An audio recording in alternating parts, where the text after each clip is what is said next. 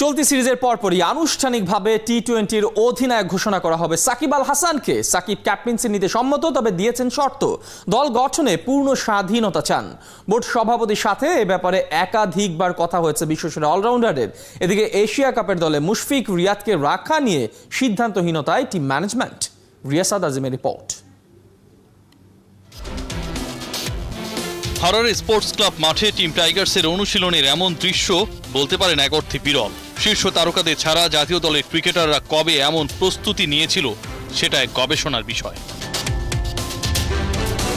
তবে সোহানদের টি-20 মিশন কিংবা বৃহৎ প্রেক্ষাপটে জিম্বাবুয়ে সফরে না থেকেও ভালোভাবেই আছেন একজন সাকিব আল হাসান। রিয়াদের আনুষ্ঠানিকভাবে ক্যাপ্টেন্সি হারানো কিংবা নুরুল হাসান সোহানের অন্তর্বর্তী দায়িত্ব থেকে ভারমুক্তি সবই জড়িয়ে সাকিবের সাথে। ক্রিকেট বোর্ডের শীর্ষ নেতৃত্ব নিশ্চিত করেছে চলতি সফরের পরপরই সাকিবকে ঘোষণা করা হবে শর্টার ফরম্যাটের সর্বময় নেতা।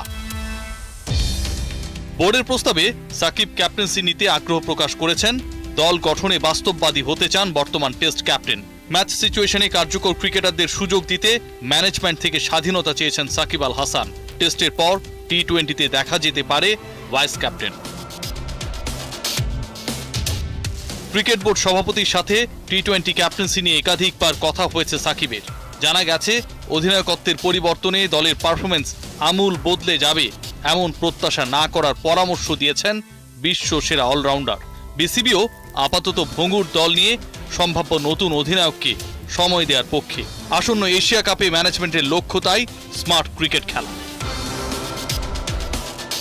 সাকিব মুদ্রার এক পিঠ হলে অপর পিঠে দলের দুই সিনিয়র ক্রিকেটার মাহমুদুল্লাহ রিয়াদ আর মুশফিকুর রহিম। মুশফিককে অন্তত টি-20 দল থেকে ছেটে ফেলা ম্যানেজমেন্টের অনেক আগের অভিপ্রায়। তবে মুশির অবদান, জনপ্রিয়তা, গণমাধ্যমের চাপ, নানা কারণে ক্রিকেট বোর্ড নিজের অবস্থানে অটল থাকতে পারেনি। জিম্বাবুয়েতে নিজের বিশ্রাম নিয়ে কিপার ব্যাটারের নানা আক্রমণাত্মক পোস্ট দুপক্ষের সম্পর্ক যে হিমাঙ্কের নিচে তা প্রকাশ করে। মুশফিক ইস্যুতে কোনো নির্দিষ্ট অবস্থানে নেই বিসিবি। এশিয়া কাপের দলে মুশফিককে রাখা হবে কিনা সেই সিদ্ধান্ত নিয়ে সিদ্ধান্তহীনতায় টপ ম্যানেজমেন্ট। সবাই বলছে যে আপনারা বলছেন যে এক্সপেরিমেন্ট। It's not experiment. আমরা চেষ্টা করছি যে এই টি-20-তে কোনো কিছু ব্র্যান্ডিং যেটা করতে চাচ্ছি সেটা হচ্ছে যে এখান থেকে কিছু জুনিয়রদের দিয়ে যদি আমরা ওই ধরনের টি-20 যে এই ধরনের খেলা খেলতে হয় সেই ধরনের খেলা খেলানো যায় কিনা আমরা দেখছি। This not experiment. আমরা চেষ্টা করছি, যদি দেখি যে এখান থেকে ভালো একটা ফল পাচ্ছি তাহলে আমরা ওইভাবে আমাদের সামনে ভবিষ্যতে প্ল্যান করতে হবে। জানা গেছে ক্রিকেট বোর্ড মাঠের ক্রিকেটে আক্রমণাত্মক ব্র্যান্ডের টি-20 খেলতে চায়। রিয়াদ মুশফিকদের রেখে সেটা হবে না বলেই বিশ্বাস। তবে এশিয়া কাপেই যে দুই সিনিয়রের টি-20 অধ্যায় শেষ সেটা হবার সম্ভাবনা কম, বরং আগস্টের টুর্নামেন্টটা হতে পারে শেষ সুযোগ। রিয়াসাদ আজিম, ৭১।